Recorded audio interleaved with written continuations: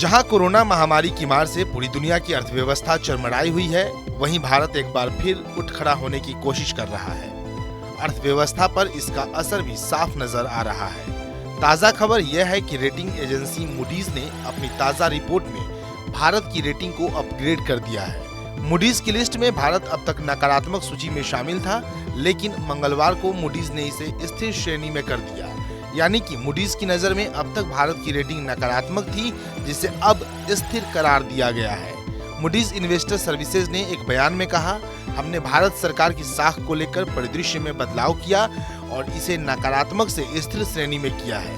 साथ ही देश की विदेशी मुद्रा और स्थानीय मुद्रा दीर्घकालीन निर्गमकर्ता रेटिंग और स्थानीय मुद्रा रेटिंग Baa3 पर बरकरार रखी गई है। मूडीज के अनुसार परिदृश्य को नकारात्मक से बदलकर स्थिर करने के निर्णय का कारण वास्तविक अर्थव्यवस्था और वित्तीय प्रणाली के बीच नकारात्मक प्रतिक्रिया से उसमें गिरावट का जोखिम कम होना है। रेटिंग एजेंसी ने कहा, बेहतर पूंजी और नकदी की अच्छी स्थिति से बैंक और गैर बैंकिंग वित्तीय संस्थानों के स्तर पर जोखिम पहले के अनुमान के मुकाबले कम हुए हैं। हालांकि भारत की रेटिंग श्रेणी में कोई परिवर्तन न करते हुए अभी भी Baa3 में ही रखा गया है, जो सबसे कम निवेश ग्रेड रेटिंग को दर्शाता है। वहीं मूडीज ने कहा, उम्मीद है कि वास्तविक जीडीपी इस साल 2019-20 के पूर्व महामारी के स्तर को पार कर जाएगी, क्योंकि आर्थिक गतिविधियों में तेजी दिखाई दे रही है। 2021-22 में सकल घरेलू उत्पाद में 9.3% की बढ़ोतरी दर्ज की जाएगी। इसके बाद अगले साल 7.9% की बढ़ोतरी होगी। अधिक ऋण बोझ और ऋण वहन को लेकर कमजोर स्थिति के चलते जोखिम बना हुआ है, लेकिन मूडीज को उम्मीद है कि आर्थिक परिवेश अगले कुछ साल में केंद्र एवं राज्य सरकारों के राजकोषीय घाटे को धीरे धीरे कम करने में मददगार होगा। इससे सरकारी साख में और गिरावट को रोका जा सकेगा।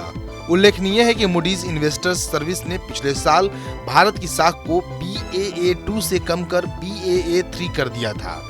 मूडीज ने कहा था कि सतत रूप से निम्न वृद्धि और बिगड़ती राजकोषीय स्थिति के जोखिम को कम करने के लिए नीतियों के अमल के स्तर पर चुनौतियां होंगी। इससे पहले मूडीज ने मई के दौरान भारत की रेटिंग को घटाकर नेगेटिव Baa3 कर दिया था।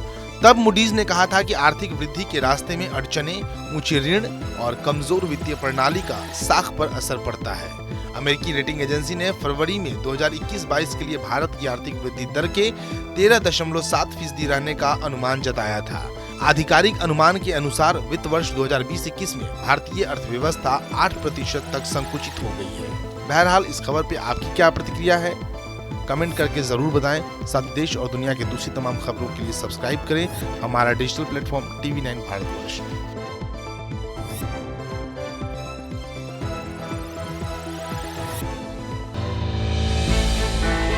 हमने की गलती फिर एक बार, कोरोना ने किया दोबारा प्रहार। मास्क, 2 गज दूरी, करें अपनी सुरक्षा पूरी। कोरोना टीका हम सबको लगाना है, मिलकर साथ समझदारी से कोरोना को हराना है।